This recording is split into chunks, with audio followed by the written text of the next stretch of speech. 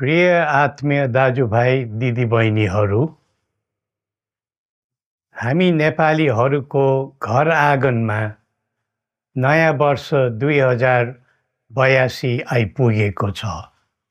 नयाँ घाम, नयाँ ज्योति, नयाँ उत्साह लिएर आएको नयाँ वर्षको उपलक्ष्यमा देश तथा विदेशमा रहे बसेका सम्पूर्ण नेपालीहरूको सुख र शान्तिको मङ्गलमय शुभकामना। हरेक नयाँ वर्ष नूतन आशा र विश्वास बोकेर आउने, तर वर्षको बिदाईमा एउटा घनघोर निराशाका बीच हुने गरेको धेरै साल भयो। समाजका विभिन्न दल, वर्ग र जन समुदायले आफ्नो धारणा, आस्था तथा अभिव्यक्ति राख्न पाउनु प्रजातन्त्रको सुन्दर विशेषता हो। तर त्यस्तो धारणा र मान्यता प्रस्तुत गर्दा सबैले संयम अपनाउनु पर्दछ। केही दिन अघि जनप्रदर्शनमा जुन प्रकारको हिंसा, आगजनी, तोडफोड भयो, त्यसबाट जस प्रकारको मानवीय एवं भौतिक क्षति भयो, त्यो सुन्दा हामीलाई अत्यन्तै दुःख लाग्यो। नागरिक स्वतन्त्रता भन्दा ठुलो तन्त्रवाद हुँदैन।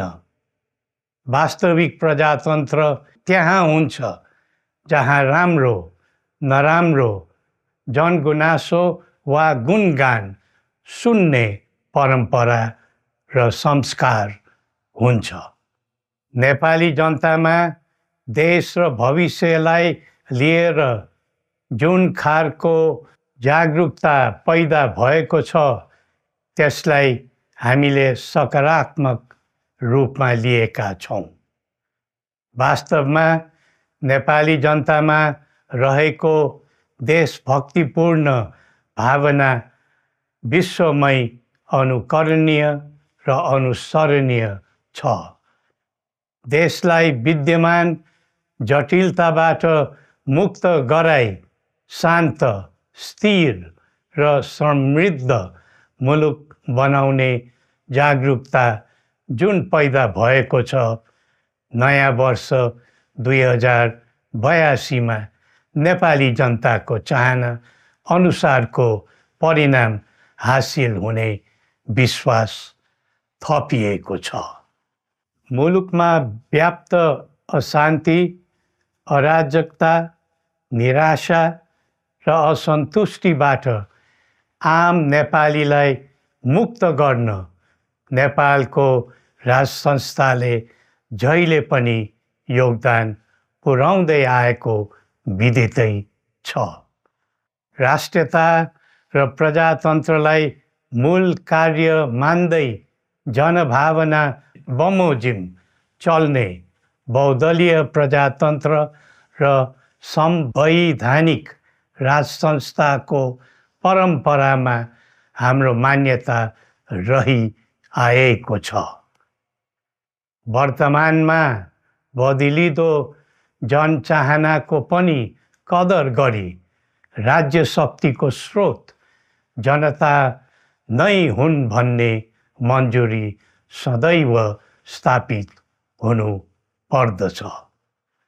राष्ट्र निर्माता श्री 5 बरामहाराज धीराजको दिव्य उपदेशलाई नै अबको राज्य सत्ताको मूल मन्त्र सोच्नुमा के होला? सन्तुलित कूटनैतिक सम्बन्ध र आत्मनिर्भर नेपालको परिकल्पना नै पृथ्वी पथको मूल सार हो। यही नै राजनीतिको मूलधार हुनु पर्ने हो।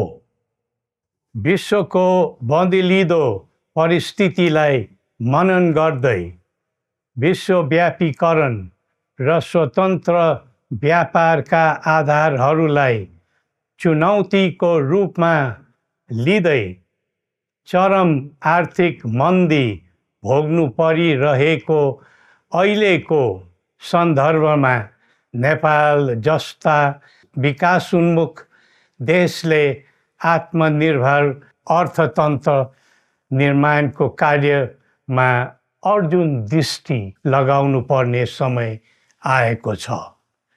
स्वदेशी स्रोत साधनको प्रयोगले स्वदेशमै उत्पादन गरी स्वदेशमै खपत गर्दै आन्तरिक अर्थतन्त्रको चक्रभित्रबाटै मुलुकको समग्र अर्थतन्त्र आत्मनिर्भर र चलायमान गराउनु पर्ने विश्व परिवेश निर्माण हुँदैछ भन्ने सङ्केतहरू देखा परिरहेका छन्।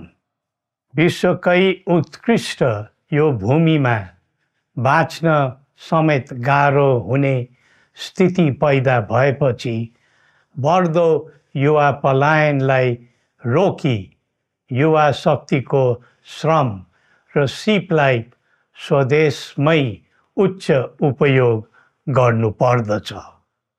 युवा स्वरोजगारको निम्ति अवसरहरूको खोजी गरी नेपालमै आय आर्जन गर्न सक्ने वातावरण तयार गर्नुपर्ने आजको पहिलो आवश्यकता बनेको छ। सबै नेपालीको तन, मन र ध्यान त्यसैमा लगाउनु परेको छ। विश्वभरि छरिरहेका नेपालीहरू एकताका सूत्रमा बाँधिन अब ढिला गर्नु हुँदैन। आफ्ना ज्ञान, सिप र सामर्थ्य मात्र होइन, त्यहाँ आर्जेको पुँजी, स्रोत र साधन समेत नेपालमै लगाउनु पर्दछ भन्ने भावना सबैमा जागृत गराउनु परेको छ।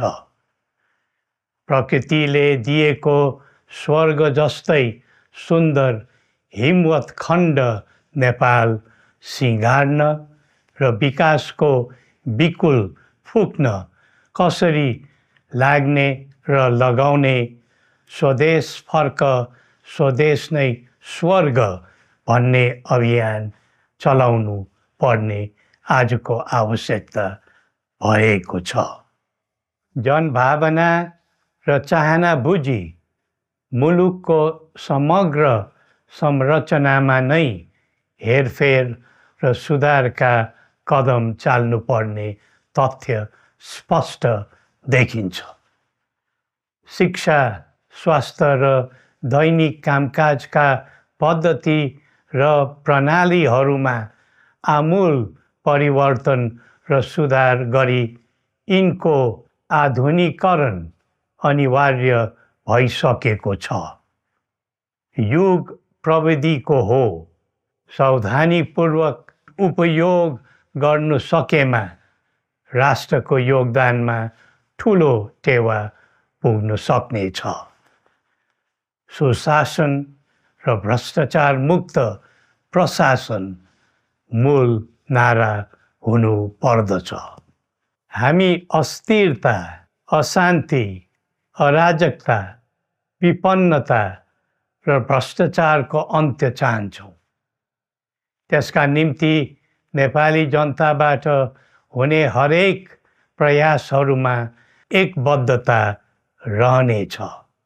मुलुकको गिर्दो अर्थव्यवस्था, रुग्न हुँदै गएको औद्योगिक उत्पादन, बढ्दो राष्ट्रिय ऋण र बेरोजगारी, रक्षात्मक बन्दै गएको राष्ट्रियता, राष्ट्रिय एकता, सामाजिक सद्भाव, मौलिक धर्म, संस्कृति तथा जनस्तरमा बढेको निराशा, असन्तुष्टि हाम्रो चिन्ताको मूल विषय हो।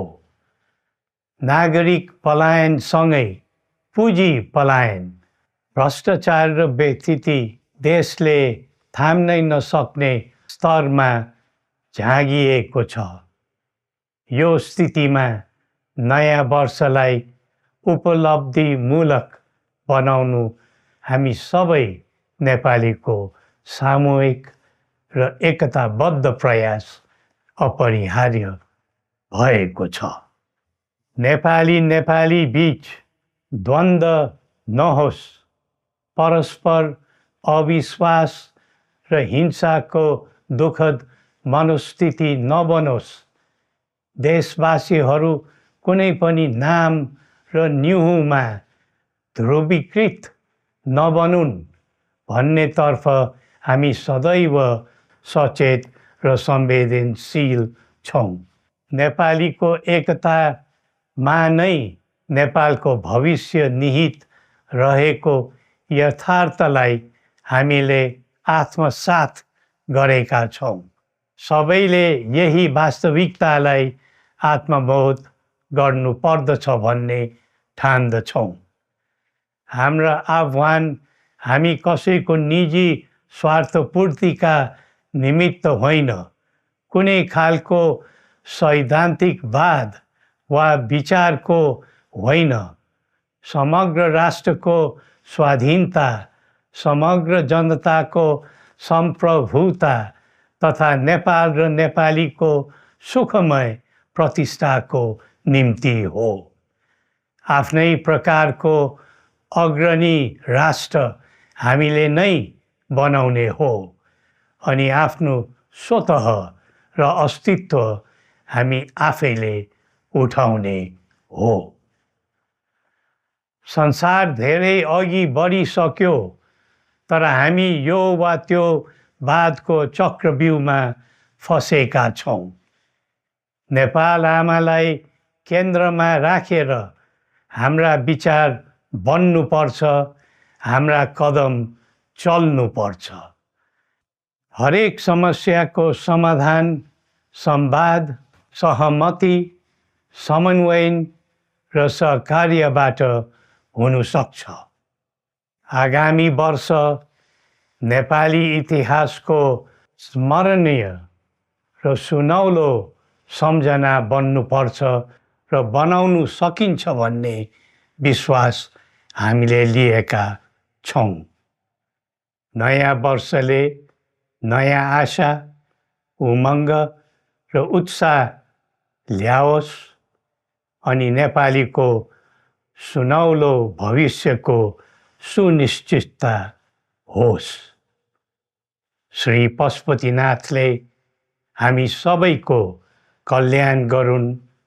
जय नेपाल।